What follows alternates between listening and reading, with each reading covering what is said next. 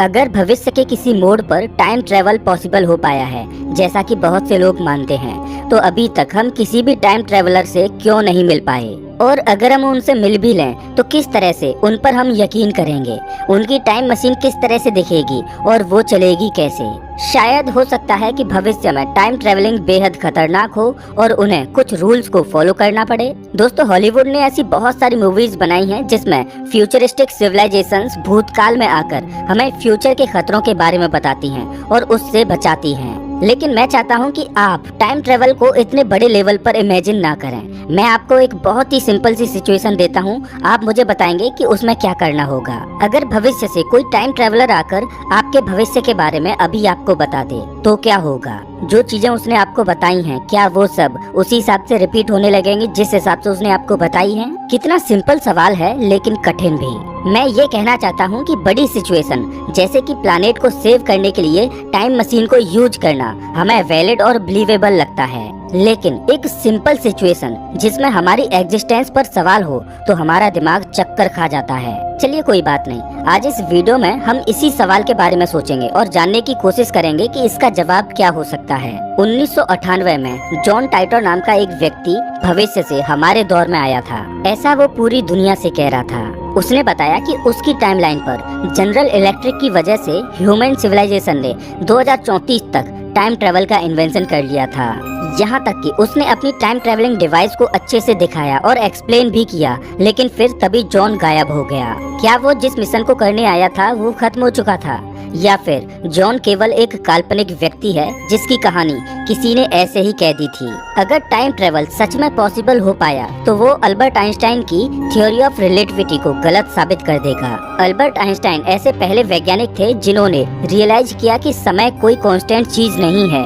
जैसे जैसे हम डीप स्पेस की तरफ तेजी से बढ़ते हैं तो समय हमारे लिए स्लो होता जाता है। आइंस्टाइन के मुताबिक समय एक 4th डायमेंशन की चीज है, स्पेस एक 3 डायमेंशन की चीज है जो हमें ऑब्जेक्ट की लेंथ, विड्थ और हाइट के बारे में बताती है। लेकिन समय ऐसी चीज है जो हमें रास्ता दिखाती है। दोनों चीज मिलकर स्पेस टाइम कॉन्टिनम को बनाती हैं। ये स्पेस टाइम कॉन्टिनम ग्रेविटी की वजह से सबसे ज्यादा बदल सकता है। ग्रेविटी एक तरह से स्पेस टाइम में एक बैंड की तरह है। ये अपनी प्रॉपर्टी की मदद से स्पेस और टाइम दोनों को बदल कर रख सकती है।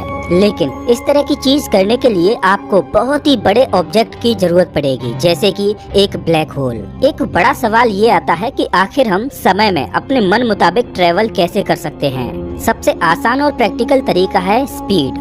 अगर हम किसी तरह स्पीड ऑफ लाइट से ट्रेवल कर पाएं तो बाहरी दुनिया का समय अपने आप स्लो हो जाएगा और हम भविष्य में पहुंच जाएंगे। अब इसे और अच्छे से समझने के लिए भी मैं आपको एक प्रैक्टिकली प्रूव्ड एक्सपेरिमेंट के बारे में बताता हूं। वैज्ञानिकों ने इस थ्योरी को प्रूव करने के लिए एक बहुत ही अनोखी चीज की। उन्होंने 2 एटॉमिक क्लॉक्स की मदद ली।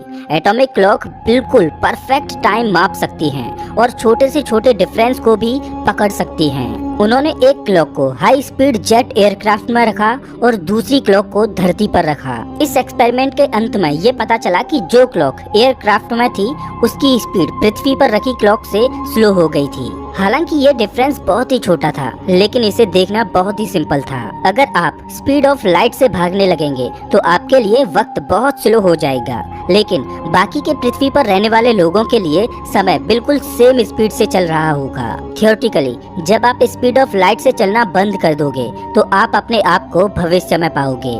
टाइम ट्रेवल करने का दूसरा सबसे फेमस तरीका है वर्म होल्स। वर्म होल शब्द आइंस्टाइन की जनरल रिलेटिविटी थ्योरी से आया है। साल 1935 में अल्बर्ट आइंस्टाइन और नेथन रोजन ने एक बहुत ही इंटरेस्टिंग आइडिया दिया।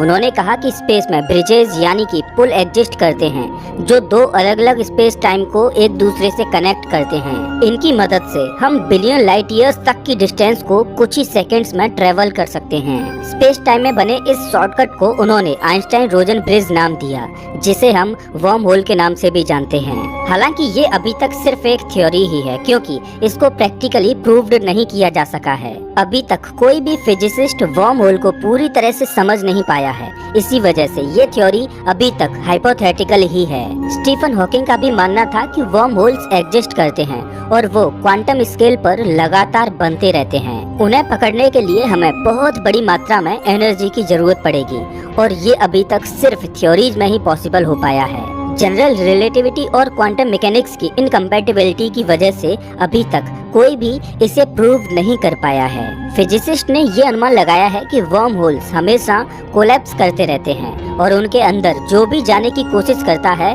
उसे दबा देते हैं। तो अगर कोई टाइम ट्रेवलर वर्म होल से स्पेस टाइम में कुछ ट्रेवल कर भी ले तो ये नहीं कह सकते कि वो कभी वापस भी आ पाएगा या नहीं। और किसी भी टाइम ट्रेवलर के लिए वर्म होल तभी तक काम करेगा अगर वो वर्म होल के मुंह को देर तक खुला रख सके। इस काम को करने के लिए नेगेटिव एनर्जी या डार्क एनर्जी की जरूरत पड़ती है, जिसे अभी तक हम समझ ही नहीं पाए। अब एक बड़ा सवाल ये आता है कि जब टाइम ट्रेवल करना इतना ज्यादा मुश्किल है तो आखिर इसे इतना फेमस किसने किया?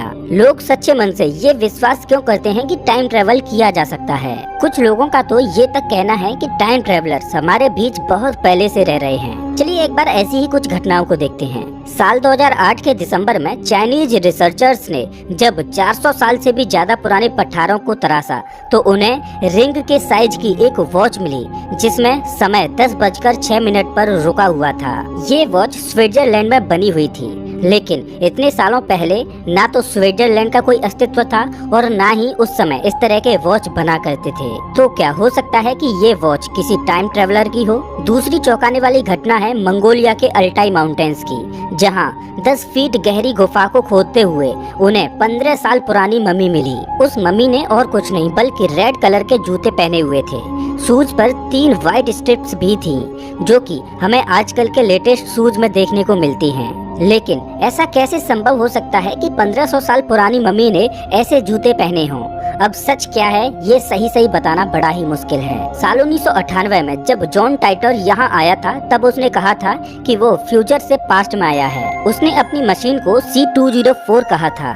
इस छोटी सी मशीन की मदद से उसने ग्रेविटी को कंट्रोल किया था और स्पेस टाइम में होल बनाया था। उसका कहना था कि इस मशीन की मदद से वो एक बार में केवल 60 साल ही पीछे जा सकता था। लेकिन क्या वो ये सारी बातें सच कह रहा था? ये साबित करना कि कोई टाइम ट्रेवलर है शायद ये टाइम ट्रेवल करने से भी ज्यादा मुश्किल है। थियोरेटिकली टाइम ट्रेवलर्स फ्यूचर के बारे में आपको जरूर बता सकते हैं। वो अपनी फ्यूचरिस्टिक टेक्नोलॉजी को यहाँ पर दिखा सकते हैं।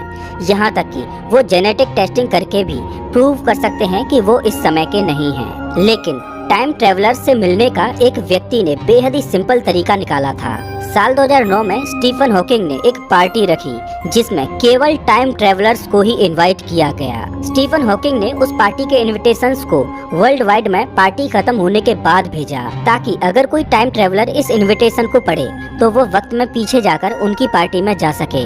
लेकिन बदकिस्मती से इस पार्टी में कोई भी नहीं आया। लेकिन इसका मतलब ये भी नहीं है कि टाइम ट्रेवल एग्जिस्ट ही नहीं करता। हो सकता है कि टाइम ट्रेवल इतना ज्यादा परफेक्ट ना हो जितना हम सोचते हैं। हो सकता है कि एक टाइम ट्रेवलर 2022 में आना चाहता हो लेकिन वो 1922 में पहुंच गया हो।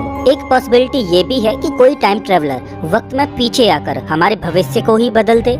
लेकिन क्या ऐसा सच में हो सकता है? अगर किसी टाइम ट्रेवलर ने आपको आपके फ्यूचर के बारे में बता दिया तो जाहिर सी बात है कि आप अपने फ्यूचर को किसी न किसी तरह से जरूर बदलेंगे। लेकिन इसका मतलब ये नहीं है कि जिस फ्यूचर वर्जन के बारे में टाइम ट्रेवलर ने आपको बताया है वो एग्जिस्ट नहीं करेगा। आप बस अपनी होने वाली रियलिटी से हटकर दूसरी रियलिटी में पहुंच जाएंगे, यानी आपकी टाइम लाइन ही बदल जाएगी। हर दिन हम कुछ ऐसे फैसले लेते हैं जो हमारी हो रही रियलिटी से कुछ अलग होते हैं और जो हमारे भविष्य को बदल देते हैं। इसीलिए अपने भविष्य के बारे में जानकर भी ये जरूरी नहीं कि आप वही चीज दोबारा कर पाओगे। तो दोस्तों इस वीडियो में बस इतना ही। वैसे आप हमारा ये वीडियो कौन से शहर से देख रहे हो हमें कमेंट करके जरूर बताएं। अगर आपको ये वीडियो अच्छा लगा हो तो इसे लाइक करें और ऐसे ही वीडियोज के लिए चैनल को सब्सक्राइब करें, साथ ही बेल आइकॉन दबाएं।